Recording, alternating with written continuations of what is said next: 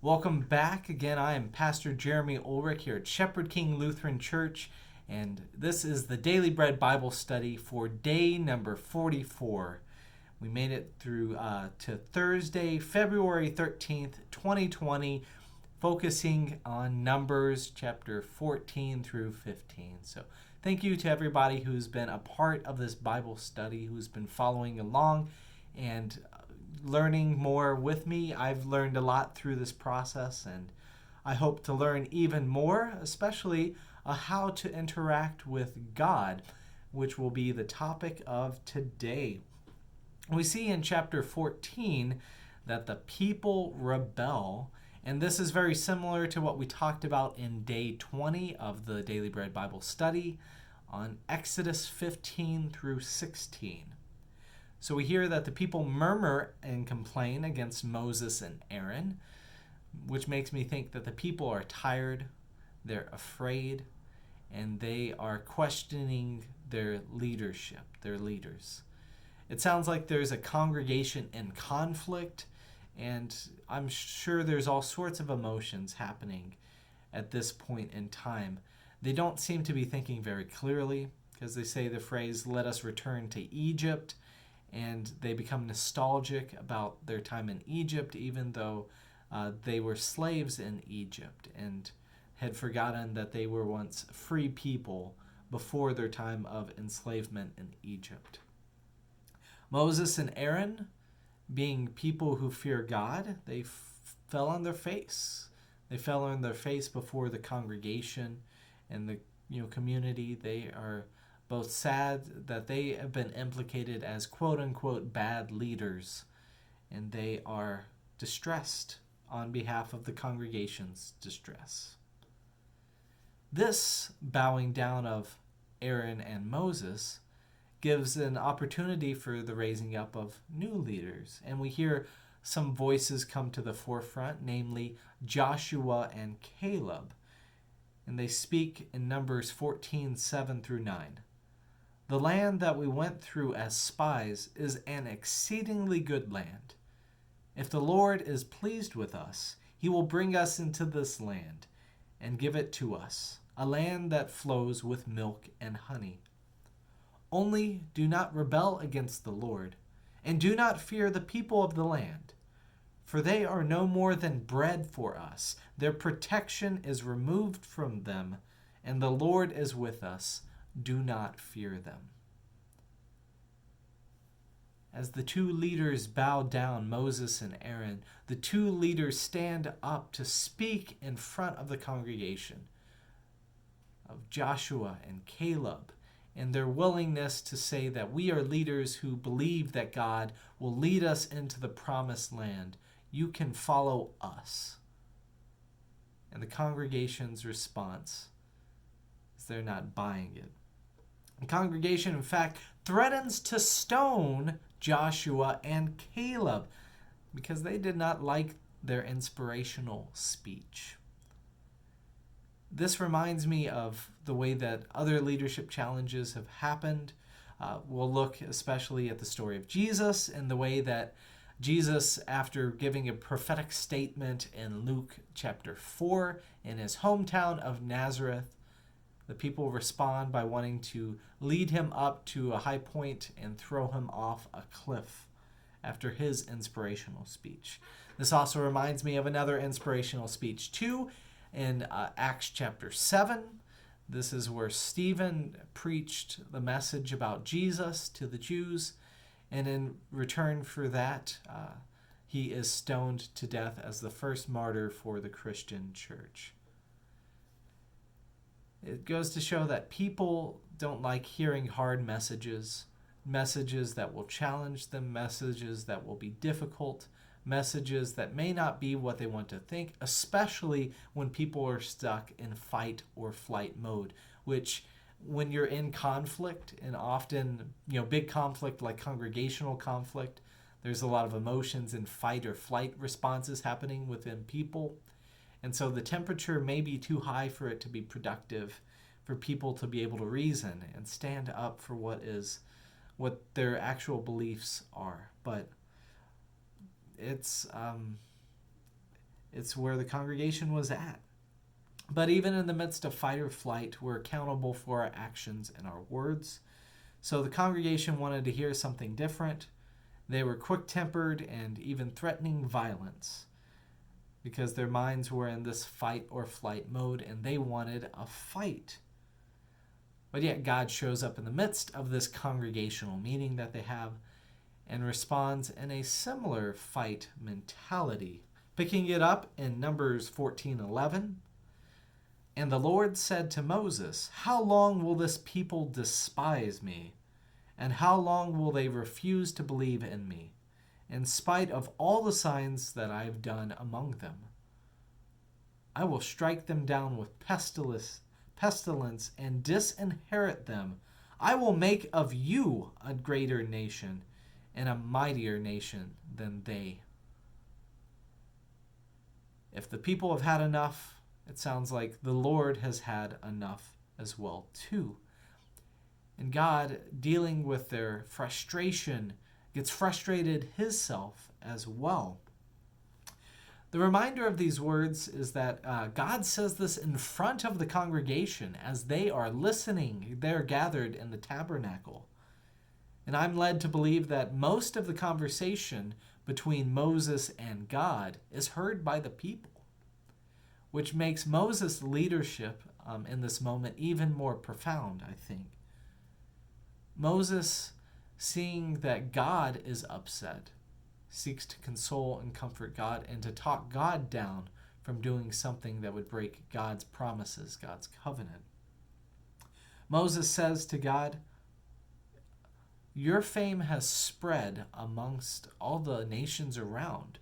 And so other nations would say that the Lord failed, so the Lord killed the people that he couldn't provide for. And Moses then reminds him and does one of the most faithful things I think we can do, is try and use our scripture to be able to help, inform our decision making. So Moses reminds God of God's own words there from Exodus 34, verse 6. Repeating it here in Numbers 14, "The Lord is slow to anger and abounding in steadfast love, forgiving iniquity and transgression, but by no means clearing the guilty, visiting the iniquity of the parents upon the children to the third and fourth generation." Moses reminds the Lord of what he said, and as he gave the second set of tablets to Moses. And so the Lord does in fact say he will eventually pardon the iniquity of the people by his great mercy. But the Lord wants to say a little bit more. He says, "The people tempted me 10 times, not just once. They will not enter into the promised land." That is his decision. "The whole numbered census of the people 20 plus will not see the promised land, but your children who fear will not, and the children you fear that will be prey for their enemies will receive it." They're too weak to be able to receive the promised land, fight the people who are inhabiting it, but they will receive the promised land because the Lord, in fact, will give it over to them. Now, the exceptions of the 20 plus people who will not see the promised land, there are 2, and those are the 2 spies who were sent out on behalf of the 12 ancestral tribes. Caleb and Joshua will come into the land. God has words for the other 10 spies who did not hear him, and he says, "You will bear your iniquities.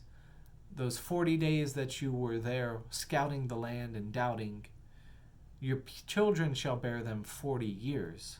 In 40 years you shall wander in the wilderness."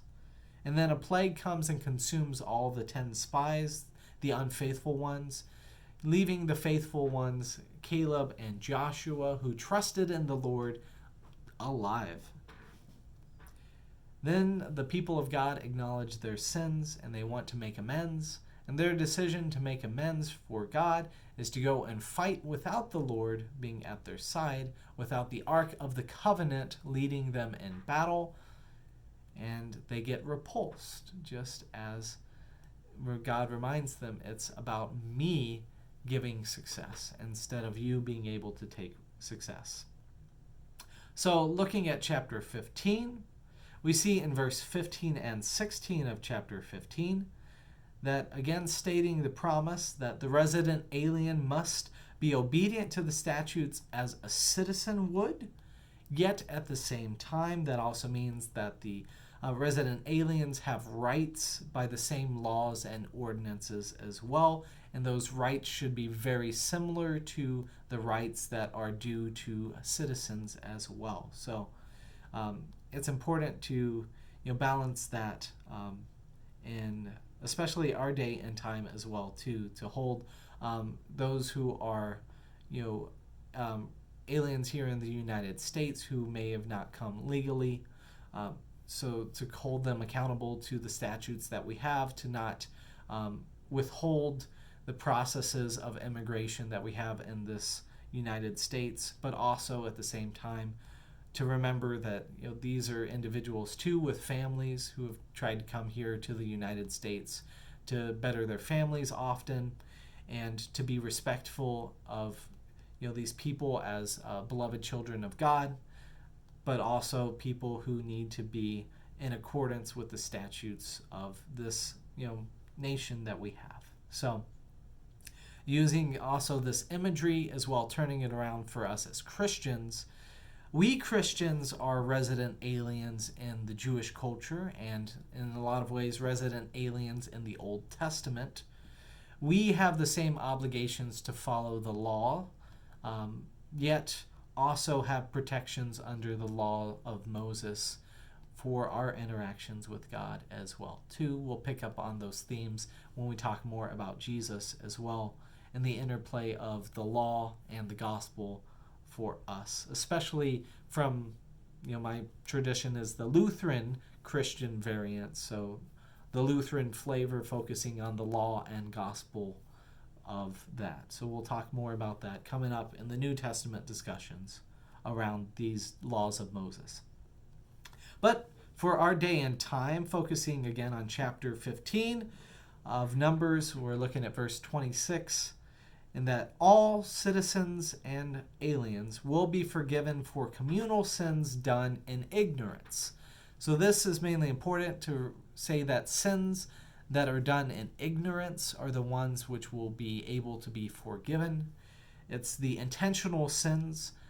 Those are the ones that the iniquity will be upon the person, and the person shall be cut off from the community for intentionally pulling sins against the community. So that makes good sense in that when we do things to harm our fellow brothers and sisters, citizens or aliens, when we take acts of aggression or acts of greed or acts of any sort of thing that doesn't lead well for a trustworthy society, and definitely doesn't lead well for the ways in which God would have us love our neighbor as ourselves, then we are bringing, how do I put this? We are bringing challenges to God's community for sure, and making it difficult for people to build trust with one another, which is the primary currency God is looking for here, and the primary reason that there's just the frustration with the people wandering in the wilderness is that they just don't trust God. They don't see God's laws as something that will help shape and form them into God's people and to a society that will function well and live in harmony and peace, which is the ultimate goal of any society, or should be.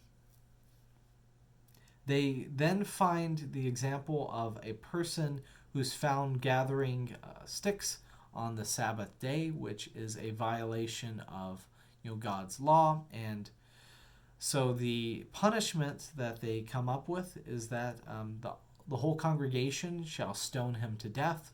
So that way it's not one individual who put him to death, but essentially it's the congregation saying that this is what we do to blot out, persons who intentionally cross boundaries that shouldn't be crossed, especially we as this community wandering in the wilderness. We are called to worship God in faithfulness. Now, in our day and time, there are plenty of people who, skip things on the Sabbath and do work. And that's not to say that that is good, but this congregation is not going to stone anybody to death for doing that. God cares, but we're not going to put somebody to death for that. Grace abounds, mercy abounds. So then our closing in chapter 15, we see a little bit of a reference around tassels and the idea of that the tassels on the fringes of your garments can help remind you about the commandments of the Lord when you look at them, and that way you will be, have an extra reminder to say, oh, these are things we used to do in Egypt. We're not allowed to do them here in the wilderness amongst God's community. So it's about training the individuals, and trying to come up with some helpful ways to remember what God has in expectations. So they are called to make tassels to remember all the statutes and to help them do them. And these tassels on the fringes of clothing are still observed by rabbis even among the Jews today.